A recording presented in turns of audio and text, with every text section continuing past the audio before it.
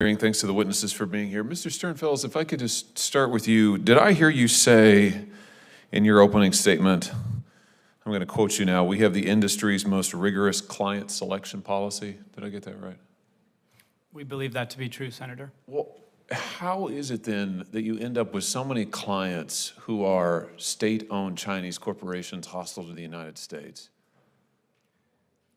Thank you, Senator. So the basis for my answer was we've invested over $700 million over the last several years to put in place a rigorous client selection process that looks at a whole series of factors. Well, let's talk about some of your clients.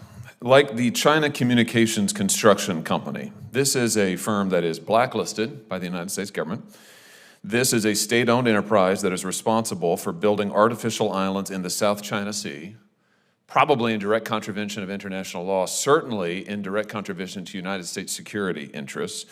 You helped them develop their 5-year plan. Why is that a good idea?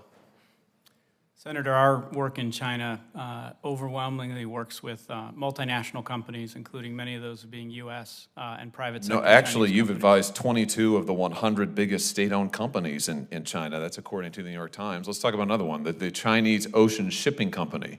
That's a state-owned conglomerate that's played a key role in China's naval expansion. I'm quoting from NBC News here.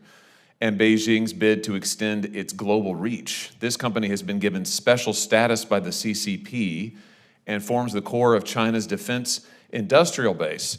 This company has provided logistical support to the Chinese Navy's escort operations in the Gulf of Aden, and experts say, I'm still quoting, it serves as the maritime logistical arm for the People's Liberation Army. You're advising them. How much money did you make on that contract? No, Senator, we're not advising them. Neither. Did you ever advise them?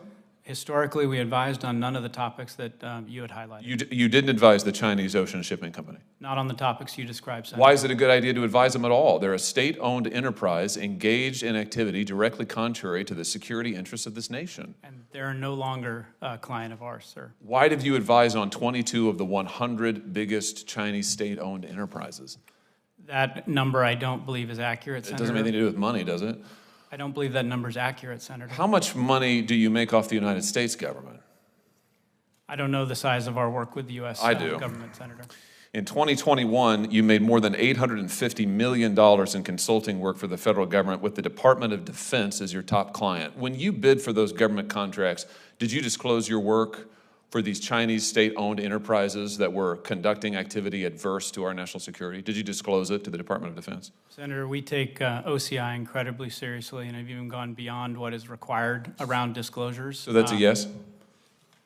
We take it incredibly seriously. We made all appropriate disclosures, Senator. I'm happy to come back to you on any details specific to the work that we do on the Department of Defense. That is not what news reports have found and news agencies who've looked into this. In fact, to quote NBC News again, in bidding on contracts with the Department of Defense, the U.S. Navy, Customs and Border Protection, you did not disclose your work with Chinese enterprises in apparent conflict of interest. A report in 2021 showed, December 2021, that you admitted to providing services only for provincial and local governments in China, but not for the central government in China.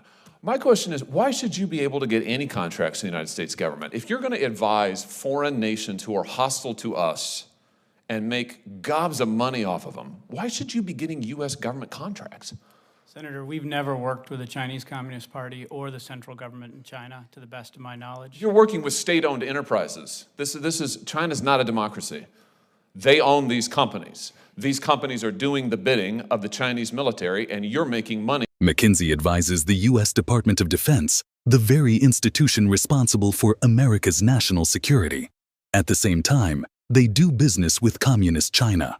What you're seeing here is Senator Josh Hawley demanding answers and getting none from a powerful consulting firm with deep ties to both China and the U.S. government. Let that sink in. Senator Hawley pressed the executive on whether McKinsey helped Chinese state-owned companies, including those tied to China's military. And instead of clear answers, we heard corporate wordplay and carefully rehearsed denials. This isn't just about business ethics. This is about national security. How can a firm advise America's military while simultaneously off of it, hand over fist? My question is, I guess if you want to do that, I guess it doesn't violate the law, But I just wonder, why is it that you should then be able to turn around and make $850 million in 1 year alone off the American taxpayer? I mean, explain that to me. Senator, our work with the federal government, we stand behind. We bring... Well, I'm sure you do. It's incredibly lucrative. That's the problem. You make gobs of money off of our enemies, and then you turn around and you make gobs of money off of us. It's outrageous, frankly. Listen, you shouldn't be doing any work with the Chinese Communist Party and any enterprise that they own or have some share in. You shouldn't. And if you were serious about ethics, you wouldn't be doing it. But it's particularly outrageous that you then make money, almost $1 billion in a year, off the United States government, including the Defense Department. Now, I have introduced a law that would prohibit you from doing just this, and I will continue to push it until we get a vote on it. Now, let me ask you about one other thing since I've got you here. And I have to tell you, since I represent the state of Missouri that has been absolutely devastated by the opioid crisis. And I know you know a lot about that because, speaking of money, McKinsey has made an unbelievable amount of money off of the opioid crisis. Let me ask you about this New York Times report, which found that McKinsey proposed paying a $14,810 bounty to pharmacies for each opioid overdose.